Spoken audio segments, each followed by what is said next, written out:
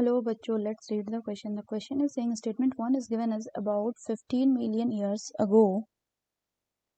Primates called Dryopithecus and Ramapithecus were existing, in which Ramapithecus was more ape-like. Statement 2 है the phenomena of natural selection acts on the individuals, but as we observe, it is a population that changes over the course of time.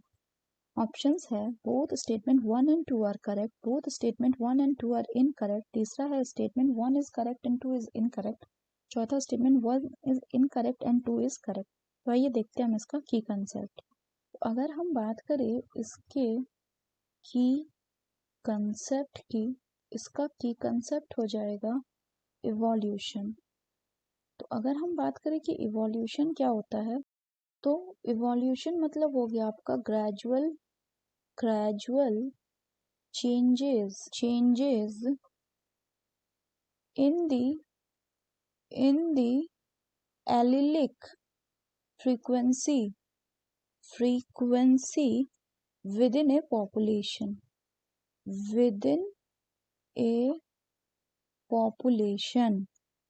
over time।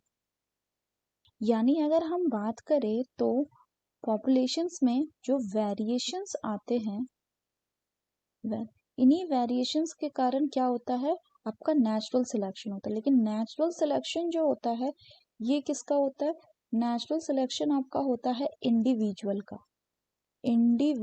का। लेकिन एक individual जाके पूरा evolve नहीं हो सकता, जबकि इवोल्यूशन क्या है, इवोल्यूशन है change in the overall characteristic of a population from generation to generation. यानी ये वेरिएशन जो ये एक्युमुलेट होते होते किसी पॉपुलेशन में, उस पॉपुलेशन को डिफरेंट स्पीशीज में कन्वर्ट करेगा। इसी प्रोसेस को हम क्या बोलेंगे, इवोल्यूशन बोलेंगे। तो अगर हम यहाँ पे बात करें तो क्या होता है कि जो चेंजेस होते हैं, चेंजेस ये किन पे होते हैं, changes occur in population, changes occur in the population from generation to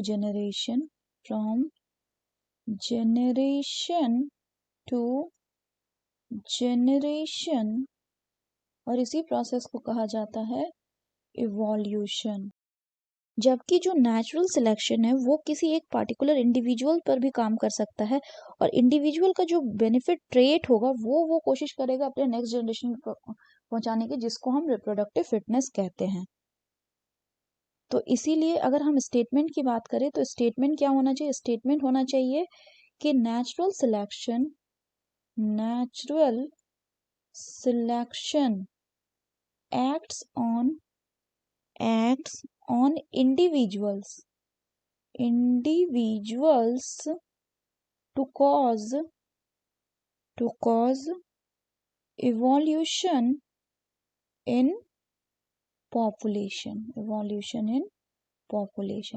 तो अगर हम क्वेश्चन की बात करें तो क्वेश्चन में पहला बोला गया है स्टेटमेंट में कि about 15 million years ago primate called Dryopithecus and Ramapithecus जो थे were existing, in which Ramapithecus was more ape like.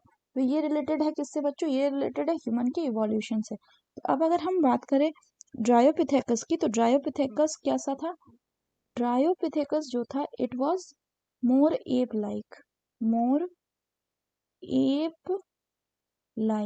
जबकि ये रामापिथेकस कैसा था, इट वाज मोर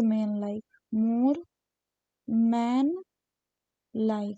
यानी ये स्टेटमेंट कैसा हो गया, गलत हो गया।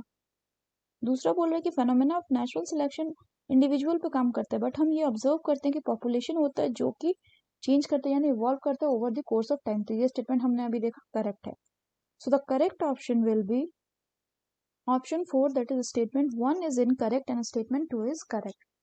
So that's all for the question बच्चों, hope you understood it well, best of luck.